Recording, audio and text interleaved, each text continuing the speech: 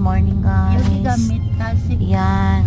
Umagang umaga pa lang. Paalis na kami dito sa Wonju. Pupunta kami ng Jeollanam-do. Doon kasi may ano daw, Rose Festival doon sa sa Songgon. Hindi ko man alam yan guys kung saan yan.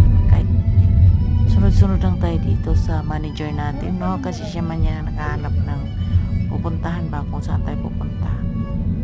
Kaya gora lang tayo, always gora. Kaya bago kami makarating doon sa may Rose Festival, ito nadaanan namin itong guys, para siyang driveway talaga lang siya na maganda yung kahoy niya mga guys. Hindi ko masyadong maano yung pangalan ng kahoy nito guys, kasi parang ang pangalan niya is Metasiquire daw yan na kahoy, kaya mahirap pa bigkasin. Ayun lang mga guys.